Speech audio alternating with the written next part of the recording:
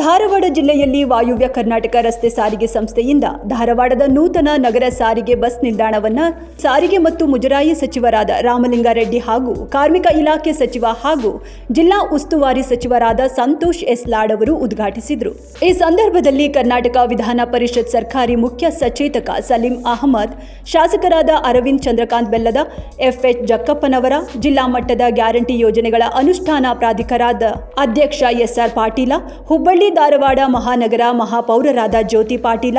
ವಾಯುವ್ಯ ಕರ್ನಾಟಕ ರಸ್ತೆ ಸಾರಿಗೆ ಸಂಸ್ಥೆಯ ವ್ಯವಸ್ಥಾಪಕ ನಿರ್ದೇಶಕಿ ಪ್ರಿಯಾಂಗಾ ಎಂ, ಹುಬ್ಬಳ್ಳಿ ಧಾರವಾಡ ಮಹಾನಗರ ಪೊಲೀಸ್ ಆಯುಕ್ತ ಎನ್ ಶಶಿಕುಮಾರ್, ಜಿಲ್ಲಾ ಪಂಚಾಯತ್ ಮುಖ್ಯ ಕಾರ್ಯನಿರ್ವಾಹಕ ಅಧಿಕಾರಿ ಭುವನೇಶ್ ಪಾಟೀಲ, ಜಿಲ್ಲಾ ಪೊಲೀಸ್ ವರಿಷ್ಠಾಧಿಕಾರಿ ಗುಂಜನ್ ಆರ್ಯ, ಹುಬ್ಬಳ್ಳಿ ಧಾರವಾಡ ಮಹಾನಗರ ಪಾಲಿಕೆ ಆಯುಕ್ತ ಡಾಕ್ಟರ್ ರುದ್ರೇಶ್ ಎಸ್ ಘಾಳಿ ಅವರು ಉಪಸ್ಥಿತರಿದ್ದರು. ಬಸ್ ನಿಲ್ದಾಣದಲ್ಲಿನ ಮೂಲಭೂತ ಸೌಲಭ್ಯಗಳು: ಬಸ್ ನಿಲ್ದಾಣದಲ್ಲಿ ಮಹಿಳೆಯರಿಗೆ ವಿಶ್ರಾಂತಿ ಗೃಹ, ಮಹಿಳೆಯರಿಗೆ ಹಾಗೂ ಪುರುಷರಿಗೆ ಪ್ರತ್ಯೇಕವಾದ ಶೌಚಾಲಯ, ಬಸ್ಗಳ ನಿಲುಗಡೆಗೆ 4 ಅಂಕಣಗಳು, ಶುದ್ಧ ಕುಡಿಯುವ ನೀರಿನ ವ್ಯವಸ್ಥೆ, ಪ್ರಯಾಣಿಕರಿಗೆ ಕುಳಿತುಕೊಳ್ಳಲು ಆಸನದ ವ್ಯವಸ್ಥೆ, ಉಪಹಾರ ಗೃಹ ಮತ್ತು ವಾಣಿಜ್ಯ ಮಳಿಗೆಗಳು, ಸಂಚಾರ ನಿಯಂತ್ರಣ ಕೊಠಡಿ, ಮೊದಲನೇ ಮಹಡಿಯಲ್ಲಿ ಕಚೇರಿ ಉಪಯೋಗಕ್ಕಾಗಿ ಕೊಠಡಿ, ವಿಶೇಷ ಚೇತನರಿಗೆ ಲಿಫ್ಟ್ ವ್ಯವಸ್ಥೆಯನ್ನು ಸಹ ಮಾಡಲಾಗಿದೆ. ಕಾರ್ಯಕ್ರಮದಲ್ಲಿ ಜಿಲ್ಲಾ ಮಟ್ಟದ ಅಧಿಕಾರಿಗಳು, ವಾಯುವ್ಯ ಕರ್ನಾಟಕ ರಸ್ತೆ ಸಾರಿಗೆ ಸಂಸ್ಥೆ ಅಧಿಕಾರಿಗಳು, ಸಿಬ್ಬಂದಿ ಹಾಗೂ ಸಾರ್ವಜನಿಕರು ಭಾಗವಹಿಸಿದ್ರು.